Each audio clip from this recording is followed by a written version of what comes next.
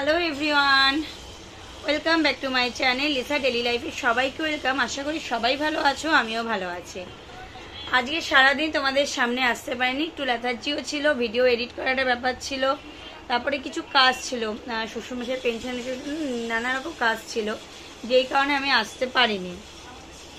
আর সবথেকে মেন জিনিস, আর শরীরটাও সেইভাবে জুতছিল না, মানে এখনও নেই যে গা হাত পা ব্যথা ম্যাচ ম্যাচ করা, তারপরে যে স্যালাইনগুলি দিয়েছিল সেখানে তোমার অসহ্য পেন হচ্ছে, যেহেতু কি পূর্ণিমা নাকি ছিল, যাই হোক ঘরদোর গুছাতে পারিনি।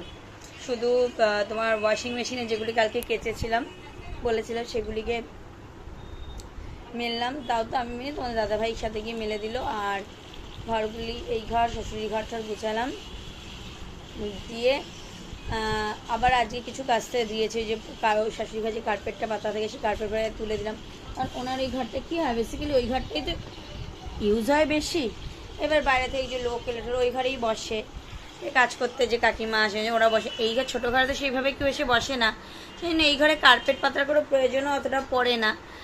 যাই হোক, কার্পেট তো তোমার আমার 3টে রয়েছে, সেটা কথা নয়। আমার বিয়েরই 2টো কার্পেট, আর একটা আমি অনলাইন থেকে কিনেছিলাম। এই যে, আর এখন আমি বসে রয়েছি, যে না ভিডিওটা তো স্টার্ট করতে হবে, ভিডিওটা স্টার্ট করি। কারণ ভিডিওটা স্টার্ট না করলে তোমাদেরই বা ভিডিওটা দেবো কীভাবে? তোমাদের ভিডিওটা দিতে গেলে তো আমাকে ভিডিও স্টার্ট করতে হবে।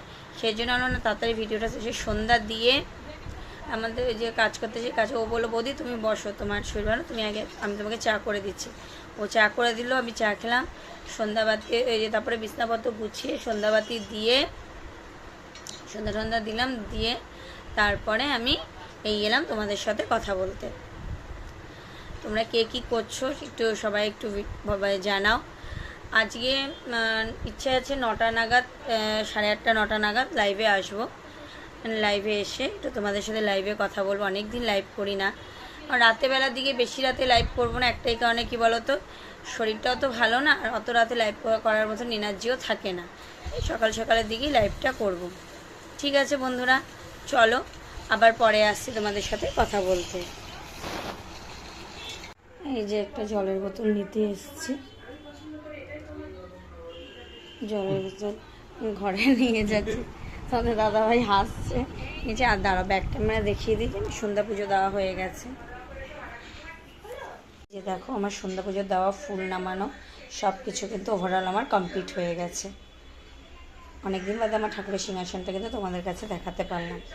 আর আমি এবার নিচ থেকে একটু টহল দিয়ে আসি। বাইরে ভালো ঠান্ডা, মানে সত্যি মানুষের রুচিবোধও আছে। বাইরে বেসিক্যালি ভালোই ঠান্ডা পড়েছে। সাধারণত সোদপুর সাইডে যদি এত ঠান্ডা পড়ে, তাহলে বুঝতে পারছি আমি যে ওই দিকটাতে কেমন ঠান্ডা পড়ছে। কতটা ঠান্ডা তাহলে বেসিক্যালি সোদপুরের সাথে আমার গায়ে ঠান্ডা লাগছে, মানে বেসিক্যালি।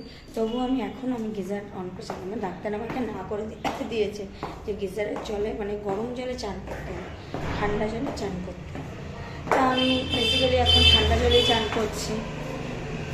আর এই তেল তো দিচ্ছি, মাথায় তো তেল দিতেই হয়, যাতে মাথাটা কিছুদিন তো দিতে হবে, ডাক্তারদের কথা মেনটেন করে চলতেই হবে। ঠিক আছে, চলো আমি আবার পরে এসে কথা বলছি। এই যে লিপস্টিক একটা কিনলাম, লিপস্টিক অনেক দিন বাদে লিপস্টিক কিনলাম। আমার তো লিপস্টিক, নেল পালিশ এগুলি অ্যাভেলেবেল কিন্তু সবসময় ভালো লাগে।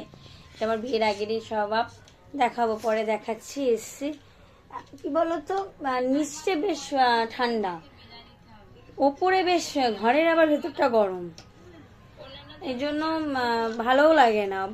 গায়ে কিছু দিয়ে রাখাও যায় না, আবার না দিয়েও তোমার কোনো উপায় হয় না। এবার এটাই হলো ব্যাপার, না দিয়েও রাখা যায় না। এইটাই হয়েছে এখন সমস্যা সব থেকে বড়। আর কি বলি বলো, আর ঠিক আছে চলো পরেই আসছি আবার। একটা হাসির গল্প শোনো। আমার যে সোনা বাঁধানোর যে পলা আছে, তা আমাদের যে অনেক আগে কাজ করতো, তোমরা ভিডিওতে দেখেছো, দেখবে এই যে পাশে তপতি বলে একেবারে লেটেস্ট করেছে, তোমাদের সাথে কোনো বলা হয়নি। তো পাতটা একটা পাত খুলে গেছিলো, আমার খুলে যায় না, পাতা খুলে গেছিলো, তাই রাখা ছিল। উনি কি করেছে, সেটাকে নিয়ে বিক্রি করে, নিয়ে গিয়ে বিক্রি করেছে না কি করেছে, উনি জায়গায় ভগবান একটা বলে রেখে গেছে। তুমি বলো কি ধরনের মেন্টালিটির মানুষ হলে এরকম কাজ করতে পারে? এটা বলার কারণ হলো যে আমি ভেবেছিলাম যে একটা কাউকে রাতে বেলায় রাখার জন্য, ও তোমার যদি শাশুড়িমা অফিসও জয়েন করে তাহলে বলতাম যে সারাদিন নয়, ওই তোমার ধরো সকাল রাত 8টা থেকে রাত 8টা 12 ঘন্টা ডিউটি করতো, তাহলে কী হতো, আমাদেরও টিফিন ফিফিন করে দিতে পারতো ও শাশুড়িমা। তখন পরে তোমাদের দাদাভাই আমি চিন্তা করলাম, দেখো শাশুড়িমা এখন ঘুমের ওষুধ খেয়ে ঘুমান, আমরা পাশের ঘরে দরজা দেওয়া থেকে, ও যে কী থেকে কী করবে তার তো কোনো গ্যারান্টি দিতে পারছে না, কার মনে কী থাকে কেউ বলতে পারে না। ভালোও হয় অনেক সময়, আবার অনেক সময় কিন্তু খারাপও বেরোয়। না না, তার থেকে বাবা থাক, দরকার নেই, যেমন রান্নার লোক রয়েছে, লোক ঘর মোছা বাসনের লোক আছে, থাক, ওই রকম করার দরকার নেই। এখন তো শাশুড়ি মোটামুটি অনেকটা একটু সুস্থ হয়েছে, মেমোরিটা লস হয়েছে, মাথাটা একটু জাস্ট গেছে, ওইটাই তাও অনেকটা। এবার আস্তে আস্তে থাক, ডাক্তার দেখালে উনি একা ফ্ল্যাটের মধ্যে থাকবো, অসুবিধার কিছু নেই। তো বাড়ি নয় যে তোমার ওটা অসুবিধা হবে, ফ্ল্যাটে অতটা তোমার হয় না। বাড়ি হলে একটু সুবিধা কী বলো তো, আশেপাশের লোকজনকে বলে যাওয়া যায়, সেটা ফ্ল্যাটের ক্ষেত্রে হয় না, এই হলো একটা সমস্যা।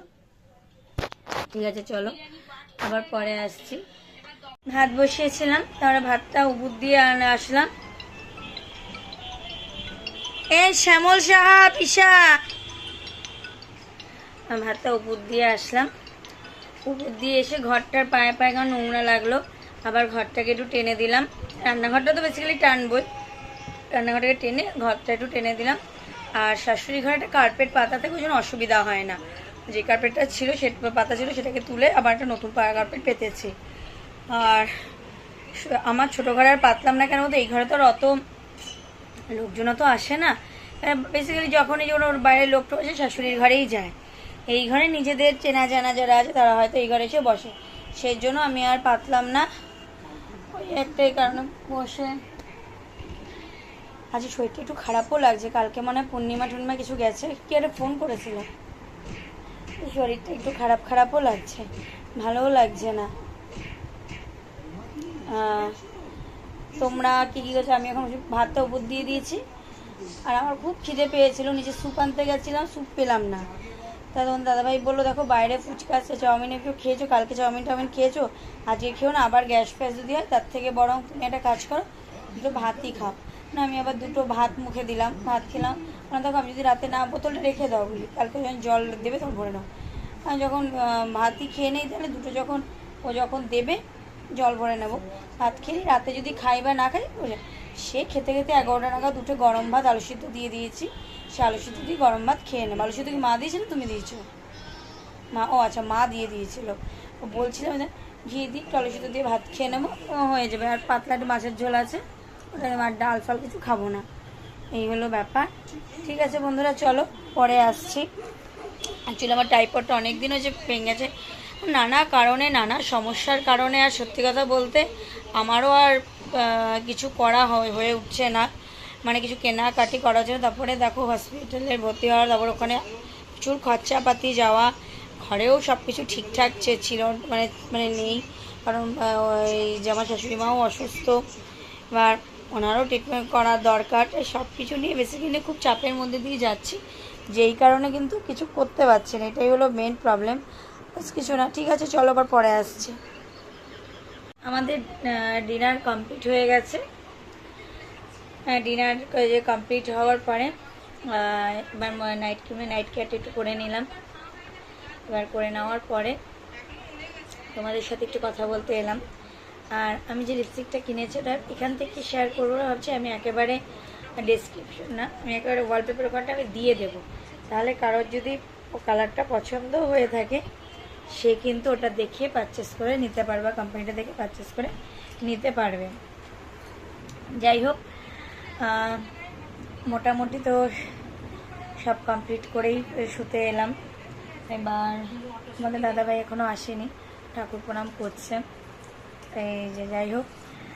আর সত্যি কথা আর কি বলবে, সত্যি কথা বলতে কি বলবো, আমার মানে শরীরটা এতটা খারাপ লাগছে যে কোনো শরীরটা খুব একটা সতেজ লাগছে না। কালকে থেকে আজ একটু খুব পাগুলি ব্যথা করছে, ভালো লাগছে না। তার মধ্যে কাশি হয়েছে, মানে আরও বিরক্ত, মানে একটার ওপরে আর একটা লেগে থাকে। যাই হোক, সব বাদ দাও। অনেক দিন বাপের বাড়িতে যাওয়া হয় না, জানোই তোমরা, কোনো ভিডিও করা। আছি একটা বাপের বাড়ি ব্লগ তোমাদের সাথে শেয়ার করব। আর কবে যাচ্ছি, কখন যাচ্ছি, কবে সব কিছুই তোমরা যখন যাবো তোমরা আপডেট পেয়ে যাবে। যাই হোক, চলো বন্ধুরা, ব্লগটা এখানেই শেষ করে দিচ্ছি। দেখা হচ্ছে তোমাদের সাথে নতুন ব্লগে। ব্লগটা আজকে অনেক দেরি করে শুরু করেছি, সেরকম কিচ্ছু শেয়ার করতে পারিনি, কেননা বললাম না পাটার এত ব্যথা ছিল যেন আর শেয়ার করতে পারিনি। ব্লগটা অনেক দেরি করে শুরু করেছি। দেখা হচ্ছে নতুন ব্লগে। ভালো থেকো, সুস্থ থেকো, আর তোমরাও প্রে করো যাতে আমরাও ভালো থাকি, সুস্থ থাকি। আর এখনও অবধি যারা আমার চ্যানেলটি সাবস্ক্রাইব করনি তারা অতি অবশ্যই আমার চ্যানেলটি সাবস্ক্রাইব করে পাশে থাকা বেল বাটনটি প্রেস করে দিও, যাতে আমার ভিডিও নোটিফিকেশান তোমাদের কাছে খুব তাড়াতাড়ি পৌঁছে যায়। Good night, sweet dreams, tata.